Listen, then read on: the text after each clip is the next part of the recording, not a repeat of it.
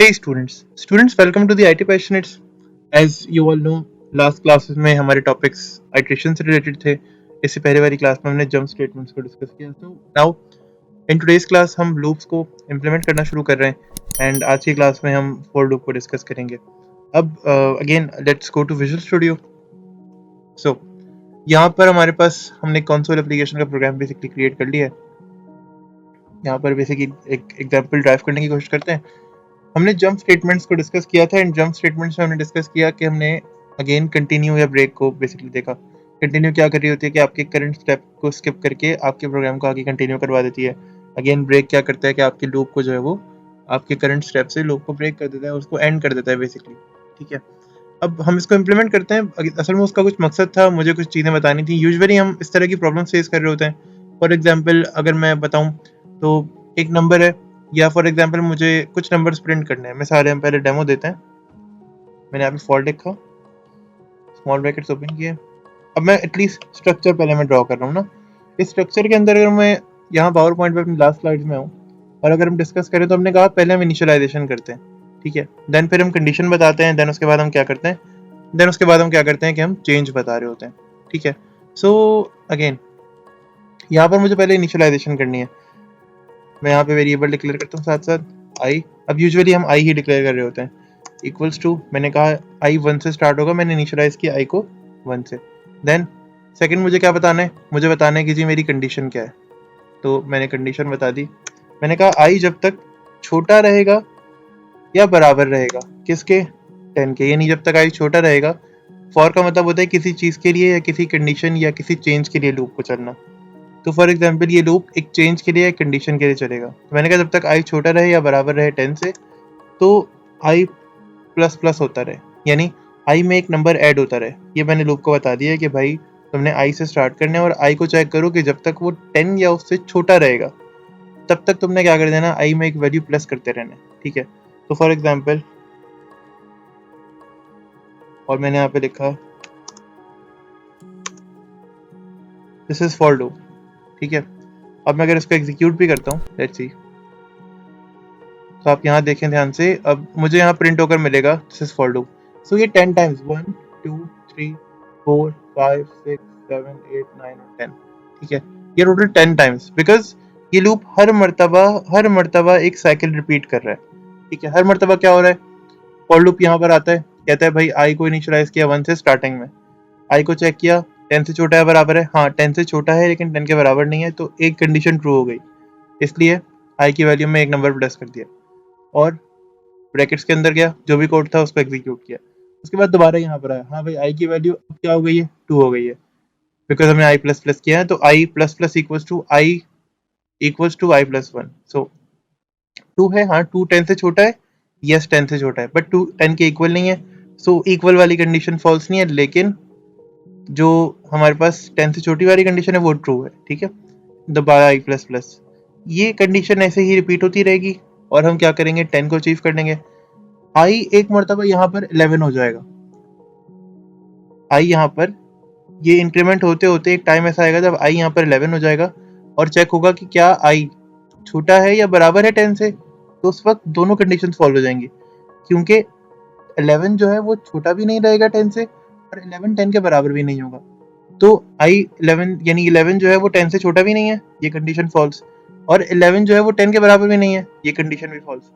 जबकि comparison operators कहते हैं कि हम दोनों में से किसी एक को सेटिस्फाई करो और आगे बढ़ जाओ, हम ट्रू कंसिडर कर सकते हैं. ठीक है, यानी एक थोड़ा सा अगेन डाउन टू अर्थ है, बहुत ज़्यादा हर किसी से झुक के मिलने वाले लोग हैं. तो ये आपसे कहते हैं यार एक कंडीशन को सेटिस्फाई करो and then will meet again, आप आगे जा सकते हो. फिर हम क्या करेंगे, उस वक्त ये लूप ब्रेक हो जाएगा, आई की वैल्यू में कोई इंक्रीमेंट नहीं होगा. ठीक है, ये कंसोल डॉट राइट लाइन के बाद प्रिंट नहीं होगा, ये लूप वहीं ब्रेक हो जाएगा. Again at the and I की वैल्यू 11 होनी है. ठीक है, so basically this is again ये लूप का ये सीन है. फॉर एग्जाम्पल इस कंडीशन को थोड़ा सा चेंज करते हैं. अगर मैं इस कंडीशन को एक लम्हे के लिए मैं इसको कमेंट कर दूं, सॉरी, फॉर एग्जाम्पल अगर मैं इसको एक लम्हे के लिए कमेंट कर दूं यहाँ, कंट्रोल से सी, और मैं एक और अगेन मैं अगर यहाँ आप देखें कि अगर मैं एक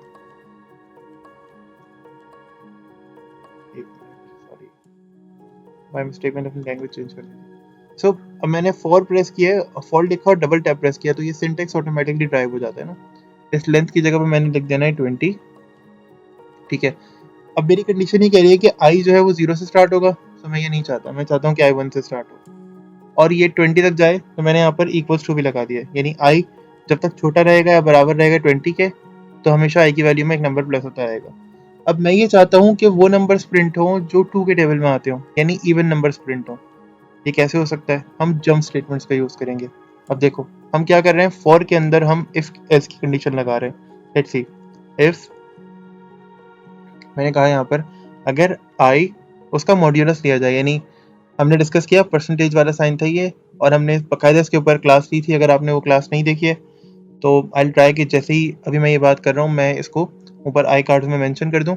एंड आपने लाजमी वाली क्लास देखनी, जब हमने ऑपरेटर्स को डिस्कस किया था डिफरेंट, हमने अरिथमेटिक ऑपरेटर्स के अंदर मॉड्यूलस को डिस्कस किया था।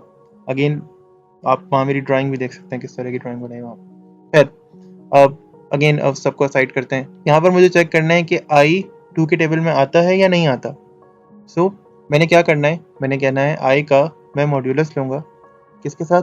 2 के साथ, यानी मैं आई को डिवाइड करूँगा 2 से और मैं रिमाइंडर एक्सट्रैक्ट कर लूँगा उस डिवीजन के अंदर से और चेक करूँगा कि क्या वो रिमाइंडर बराबर है 0 के। अगर तो ऐसा है तो जिन जिन नंबर्स के अंदर यानी लूप के अंदर जहाँ जहाँ पे ये वाली कंडीशन ट्रू होती जाए वहाँ पर मैं आई की वैल्यू को प्रिंट करते जाऊँ। अब कैसे प्रिंट करूँगा? सिंपली यहाँ पर आई लिख दूंगा, बस खत्म, ठीक है। Control F5। तो ये देखिए 2 4 6 8 10, यानी जब 1 आया था ना तो 1 डिवाइड हुआ 2 से और चेक हुआ क्या 1 का मॉड्यूलस 0 के बराबर है, तो नहीं, तो 1 प्रिंट नहीं हुआ। फिर चेक हुआ क्या 2 का मॉड्यूलस 0 के बराबर है, हाँ 2 का मॉड्यूलस 2 से 0 के बराबर है। क्यों? क्योंकि 2 जब 2 से डिवाइड होता है तो रिमाइंडर में आंसर हमेशा क्या आता है? 0 आता है। जब 3 को चेक किया गया तो चेक किया गया कि भाई क्या 3 को अगर डिवाइड करते हैं 2 से तो क्या रिमाइंडर 0 आता है? नहीं। जब हमने 3 को डिवाइड किया 2 से तो रिमाइंडर आया 1, यानी अगर मैं तीन मेरे पास बास्केट्स हैं और मुझे 2 लोगों में डिवाइड करनी है तो 2 तो डिवाइड हो जाएंगी बट एक रिमेनिंग आएगी, तो रिमाइंडर ऑब्वियसली 1 बचा। ये सीन है। ऐसे ही सारे नंबर्स को चेक किया जाएगा, ठीक है, और ये पूरा जो सिनेरियो है वो 20 तक जाएगा, सही। सो बेसिकली फॉर लूप इस तरह से काम कर रही होती है। अब अगर मैं चेक करना चाहता हूँ, अब ये बहुत बेसिक क्वेश्चन होते हैं ना, मैं ट्राई कर रहा हूँ कि मैं इस तरह की सीरीज को मजीद ऐड करूँ अपनी इसी चैनल के ऊपर। वो एक अलग सीरीज होगी एंड अगेन वो थोड़ा सा एक डिफरेंट टाइम पर आया करेगी। So again stay tuned. और फॉर एग्जांपल अगर मैं इसको ऑड के लिए चेक करूँ तो मैंने सिर्फ यहाँ पे क्या करना है, नॉट इक्वल्स टू लगा देना है। अब ये क्या करेगा, सारे ऑड नंबर्स जो 1 से लेकर 20 तक आते हैं, control plus F5, let's see, ये देखो 1 3 5 7 9 11 13 15 17 एंड 19। सो इसने मुझे सारे ऑड नंबर्स प्रिंट करके दे दिए। मैं चाहता हूँ कि मैं वो सारे नंबर्स प्रिंट करूँ जो फॉर एग्जांपल 5 के टेबल में आते हैं, तो यहाँ पर सिर्फ मैंने 5 कर देना है और यहाँ पे मैंने एक और इक्वल्स टू का साइन लगा देना है। लेट्स सी, तो ये देखो 5 10 15 और 20, ठीक है। बहुत आसान अल्फाज में अगर मैं बात करूँ ना, ये हमने प्रोग्राम बनाया है, ये multiples of user provided number, यानी यहाँ पे आप बाकायदा यूजर इनपुट लेकर भी नंबर सेट कर सकते हैं।